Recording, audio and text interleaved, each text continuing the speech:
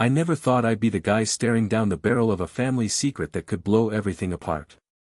You have to tell her, man, she deserves to know, my best friend Jake hissed over the phone, his voice low like he was afraid the walls were listening.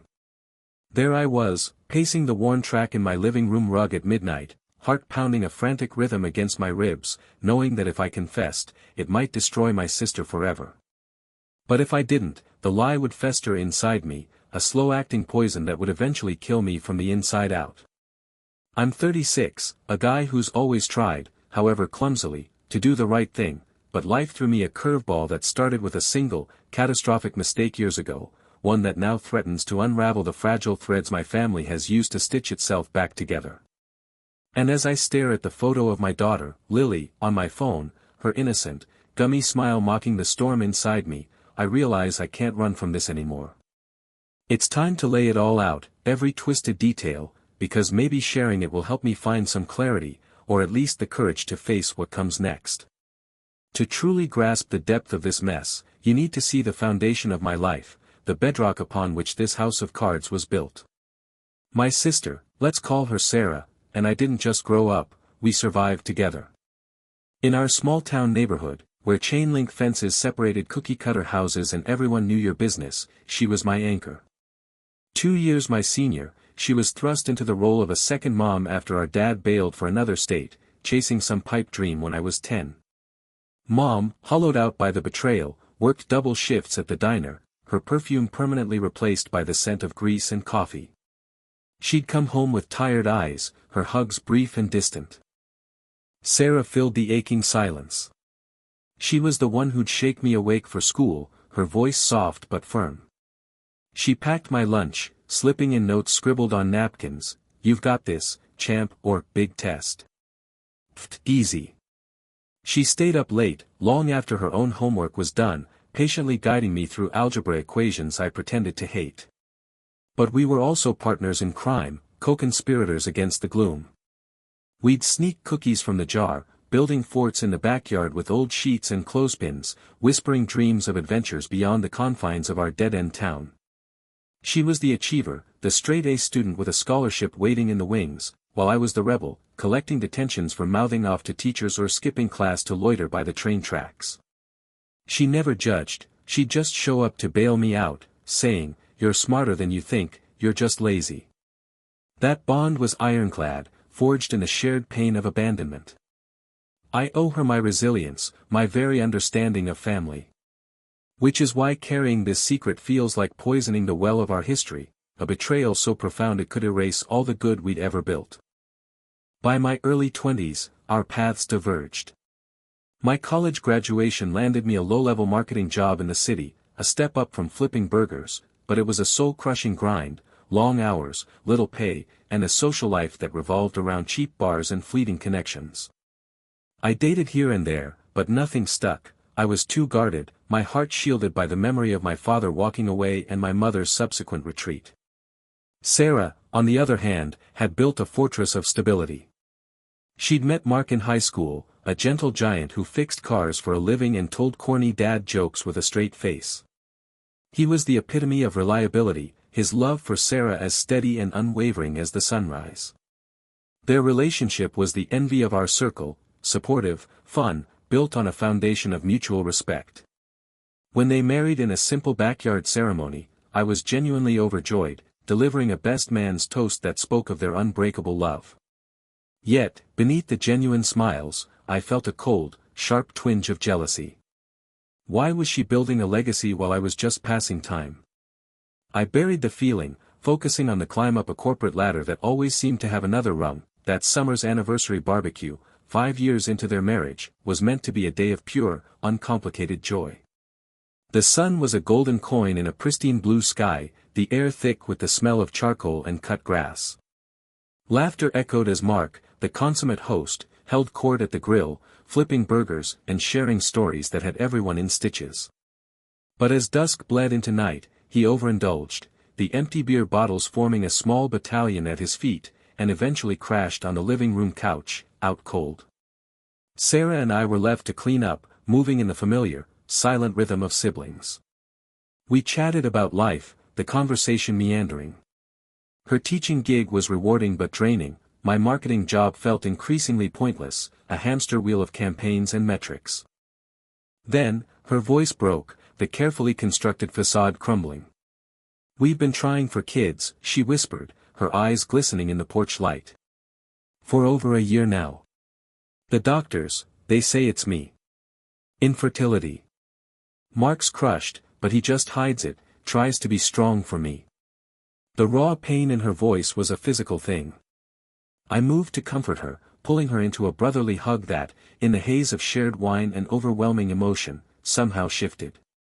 The lines blurred, the world narrowed to that dimly lit guest room. It was a clumsy, desperate mistake, fueled by alcohol and a deep, shared vulnerability, over in a few breathless, confusing minutes. Regret hit me like a physical blow the second it was over. We dressed in a thick, horrified silence, avoiding each other's eyes. "This never happened," she breathed, her voice trembling. "It can't." I nodded, my throat too tight for words. I left town days later, citing a sudden job transfer, and for years, our communication became a minefield of carefully crafted texts and superficial holiday calls, avoiding any topic that held depth. The secret festered inside me, a dormant virus, but I convinced myself it was buried for good, a relic of a terrible night. Years passed like a blur. At 28, I met Emily, my wife, a pediatric nurse with a heart so big it seemed to have its own gravitational pull. She saw through my defenses, patiently drawing out the man I was afraid to be. We married, bought a cozy house with a garden, and for the first time, life felt solid, real. From a distance, Sarah and Mark's marriage seemed to regain its picture-perfect sheen. They went on vacations, were pillars of their community, though the dream of children continued to elude them. On my holiday visits, Mark would still clap me on the back, joking about my former, eternal bachelor, status, never knowing the ghost that stood between us. I respected him deeply. He volunteered at homeless shelters, mentored troubled kids. In many ways, I still envied his unshakable, quiet goodness. Then, tragedy struck with the brutal, random force of a lightning bolt. Last year, Mark was killed in a car accident, a truck driver's error, a life snuffed out in an instant. I flew back immediately, holding a sobbing Sarah at the funeral, my own grief a tangled knot of genuine sorrow and gut-wrenching guilt. I made a vow to her then, my voice thick with emotion, "I'm here, Sarah. Always." I helped with the crushing logistics of death, called her every day, became her tether to the world. She started therapy, began to tentatively date again. A fragile peace settled, and a part of me, the cowardly part, breathed a sigh of relief. The past, it seemed, was finally, truly buried. But our daughter's arrival shattered that illusion into a million pieces. Emily and I had also struggled with conception for years, so Lily's birth felt nothing short of miraculous. The moment I held her, this tiny, perfect creature, I felt a sense of completion I'd never known. She had Emily's nose, my hairline, but her eyes, they were a distinctive hazel, with a tiny fleck of gold in the left iris. Mark's eyes. Unmistakable. A cold dread, colder than anything I'd ever felt, began to pool in my stomach. Doubts became a screaming chorus in my head. In a moment of panicked clarity, I secretly gathered a DNA sample from Lily's pacifier and, on a visit to Sarah's, pocketed an old hairbrush of Mark's from a box of his things she hadn't been able to part with. I sent them to one of those anonymous online testing services, the wait for the results a special kind of torture. When the email finally arrived, the confirmation was a sucker punch to my soul, 99.9% probability of paternity. Lily wasn't my biological daughter. She was Sarah's husband's child, the living, breathing consequence of our one, terrible betrayal. At 36, I was a father to a lie, and the guilt began to consume me from the inside out. The torment became my constant companion. Should I tell Sarah? She was finally healing, building a new life. This revelation could shatter her all over again, the imperfection of her marriage, the partial truth of her infertility, the knowledge that her own brother was the other half of this betrayal. The risks were catastrophic: hatred, a spiral of self-doubt, a depression from which she might not recover. And yet, my silence was a theft. It stole from her the chance to know Mark's only child. It stole from Lily the truth of her origin. The questions would come one day, about genetics, about medical history. The lie was a time bomb. My sole confidant, Jake, was adamant. "You have to tell her," he'd say during our late-night calls, his voice grave. "Secrets don't stay buried, Alex. They rot, and they take everything down with them."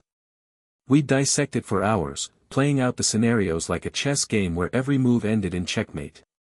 He recounted the story of his own aunt, a family fractured for decades after a hidden affair came to light.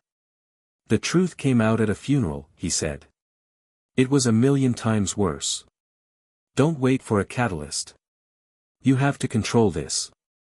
But the image of Sarah's fragile state after Mark's death haunted me.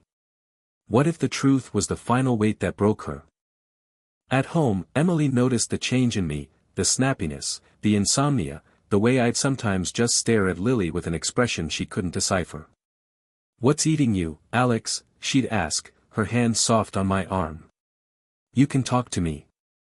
We can fix anything." I'd evade, muttering about work stress, but her intuition was a finely tuned instrument. The temptation to confess to her first was immense. She was the wisest person I knew, a fervent believer in honesty. But how could I possibly form the words? "Honey, our miracle child isn't mine. She's the product of a drunken fling I had with my sister." The devastation would be absolute. She'd feel betrayed on every level, our entire relationship thrown into question.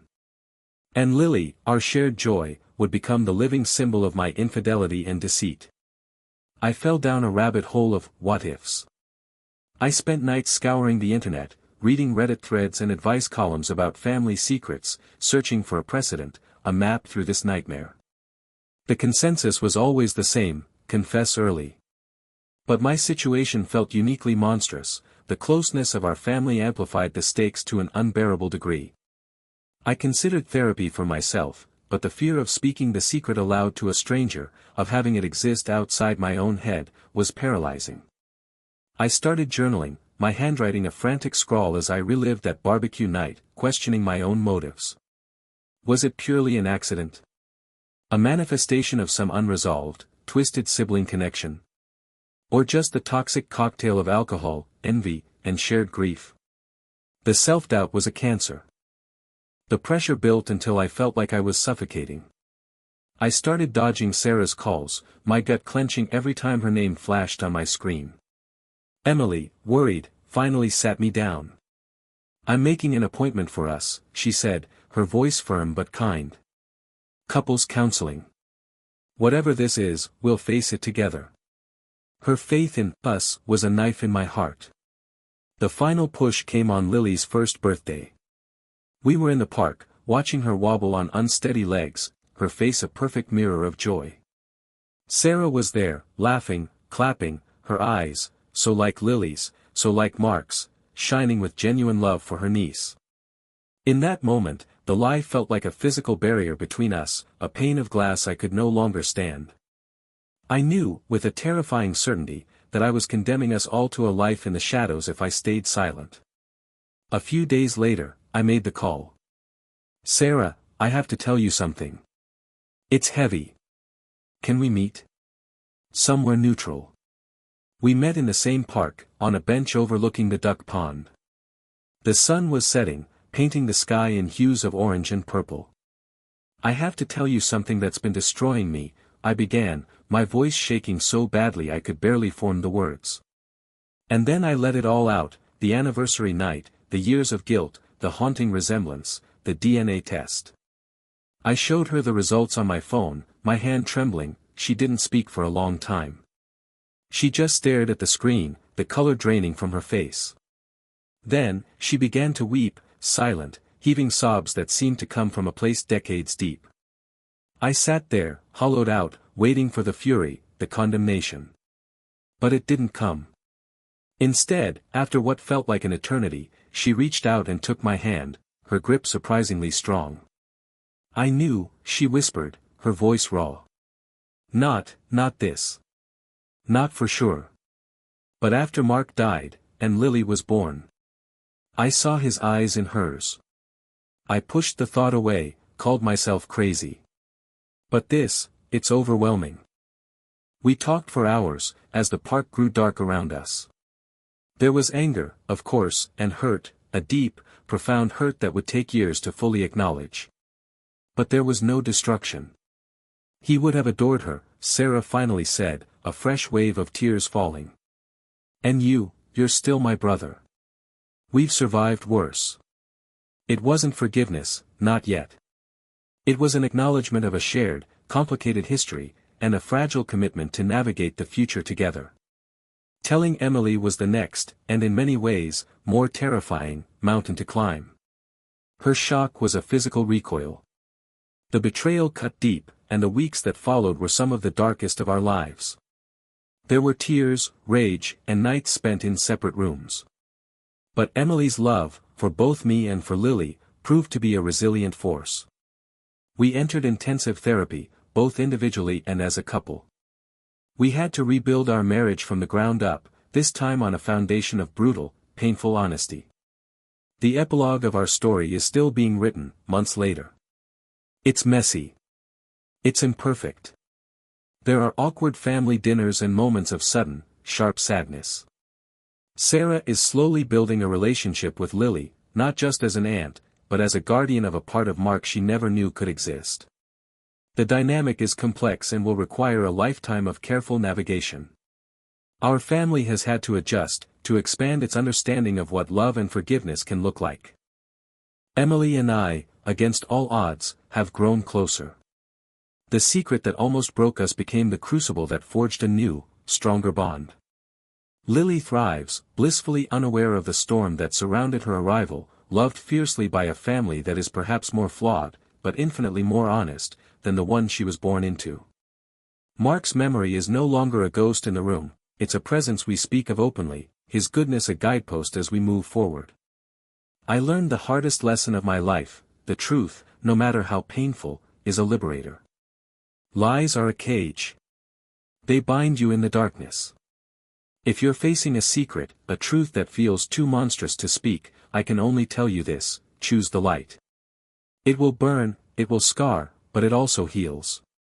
It allows for a future, however complicated, that is real. Your turn, what's your take? Could you have done it? Could you have kept the secret? I'm listening.